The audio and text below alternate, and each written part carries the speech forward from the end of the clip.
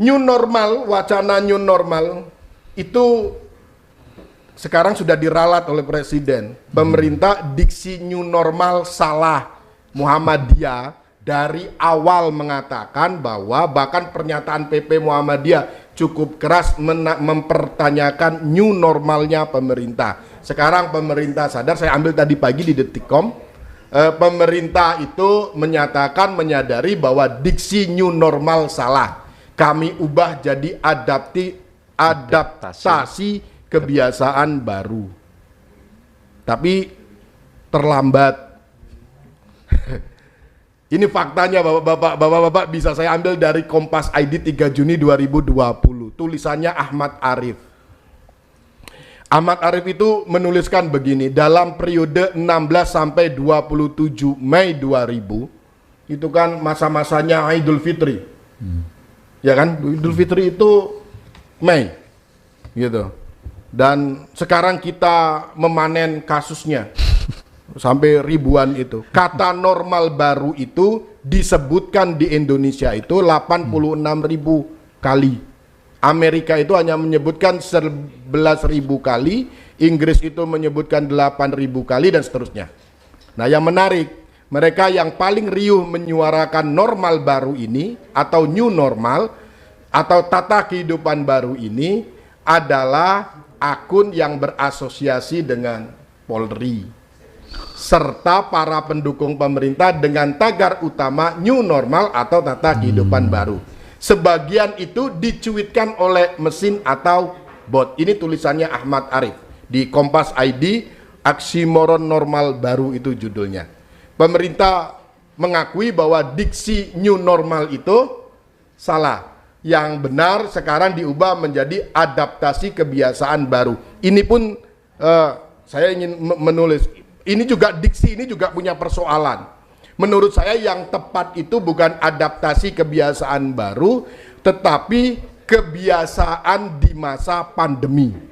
Kalau judulnya PP pengajian semalam itu kan Idul Adha di masa pandemi, wabah COVID. Jadi problemnya itu kan masa pandeminya itu. Gitu. Jadi wabah ini. Nah ini gambarannya Bapak-bapak, Ibu-ibu.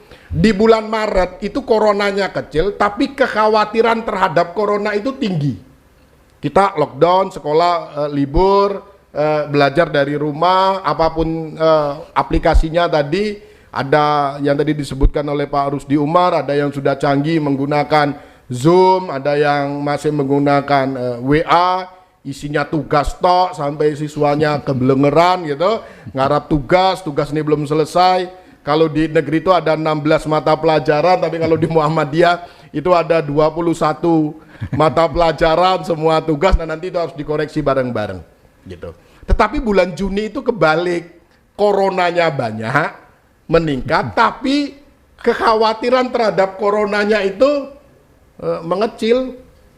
Ngotot masjid harus sudah dibuka walaupun zonanya tidak aman, seakan-akan kalau tidak ke masjid gitu imannya turun. Itu semalam dikritik habis-habisan oleh Prof Haidar pada pengajian semalam kalau bapak-bapak ibu ikut. Ini gambarannya, grafiknya itu. Tapi kita ini memang sudah terlambat Indonesia ini. Di awal itu yang disebut kita dengan golden time. Andai kata ketika bulan Maret itu pemerintah langsung tanggap dan mau mengisolasi Jakarta, tok gitu, mungkin tidak akan menyebar terlalu banyak sampai ke 34 provinsi seperti sekarang ini. Tapi ini sudah terlambat, sudah 34 provinsi tertular, ya sudah tidak bisa apa-apa lagi. Kapan sekolah itu dibuka? Itu kalau di zona hijau itu. Karena grafiknya itu tidak bisa kembali normal karena belum ditemukan vaksinnya, maka kita sebut tadi dengan kebiasaan baru itu tadi. Kalau sekarang belum ada kebiasaan baru karena kita tidak tahu kapan berakhirnya virus ini. Saya ingin lanjut ini aja. Nah, bagaimana sikap kita Bapak Ibu? Saya ingin cepat saja supaya nanti bisa berbagi. Pertama, bagi sekolah, Bapak Ibu yang menjadi guru, kepala sekolah, komite, saya yang termasuk di persyarikatan, di pimpinan wilayah, Pak Ahmad Muhammad yang berada di Majelis Dikdasmen Pimpinan Wilayah, yang ada di Daksmen Daerah, cabang, harus paham betul bagaimana COVID ini menular melalui droplet, percikan ludah, ngomong begitu, partikel kecil gitu yang kemudian gampang untuk membawa virus itu.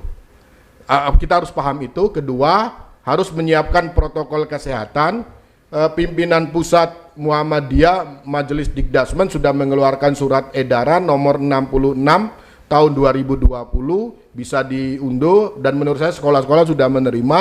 Majelis Dikdasmen Wilayah Daerah Istimewa Yogyakarta juga sudah mengeluarkan surat edaran melalui PWM, lampirannya surat edaran tentang protokol kesehatan yang menurut saya sudah sangat lengkap.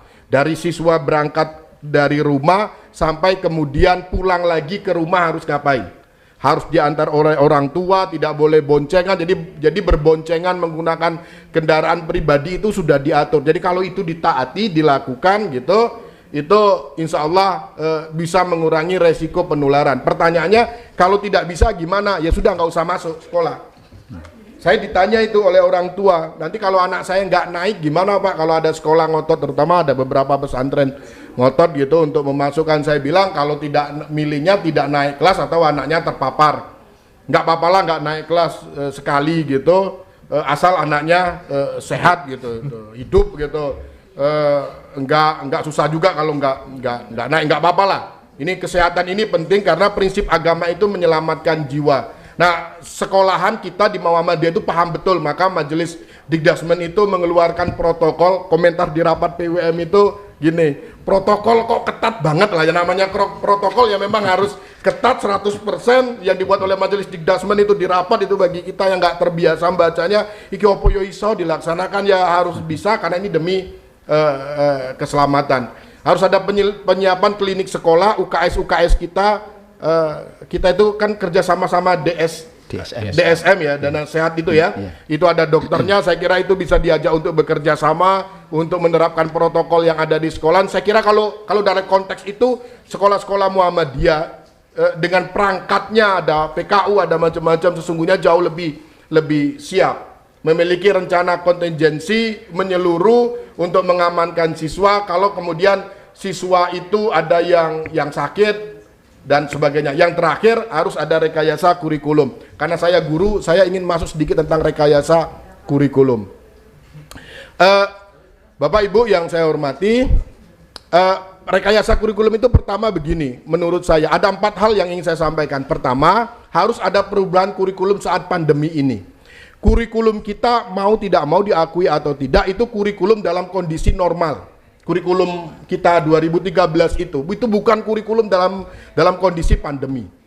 Nah, seharusnya yang ideal pemerintah mengubah kurikulum itu dan mengeluarkan surat edaran atau apapun lah, peraturan menteri tentang perubahan kurikulum yang harus disampaikan ketika masa pandemi ini.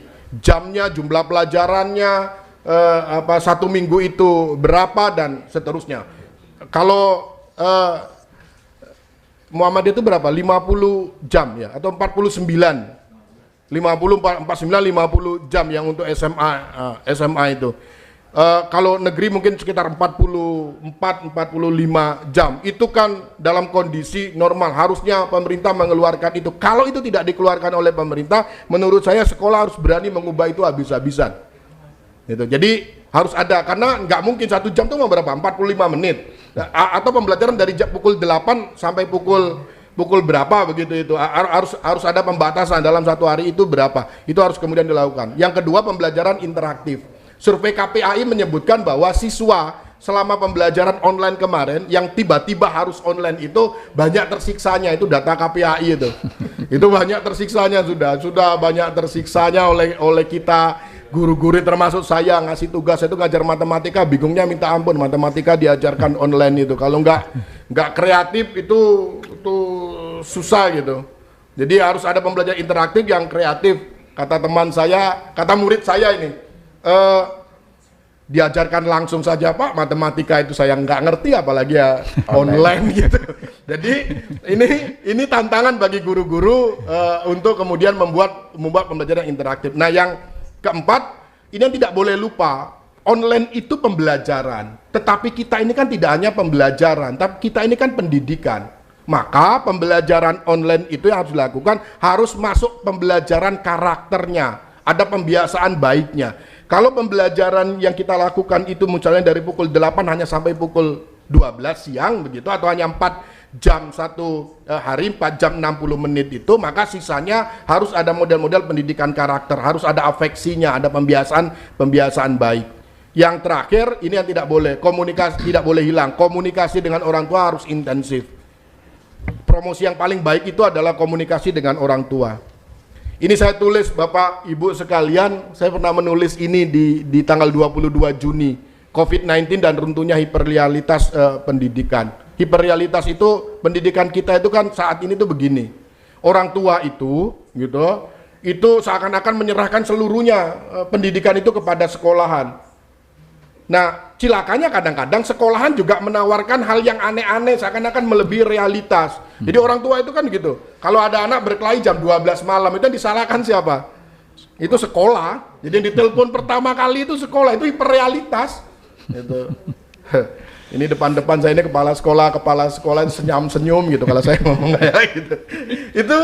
Itu hiperrealitas. Nah, COVID-19 ini mengembalikan bahwa pendidikan itu sesungguhnya kehidupan yang ada di keluarga. Maka kita semua harus sadar, ini harus pembelajaran. Saya harus sadar bahwa pendidikan anak saya itu ya ranahnya sesungguhnya ada di saya. Dan ini harus dijaga setelah COVID-19 ini harus dijaga ke depan.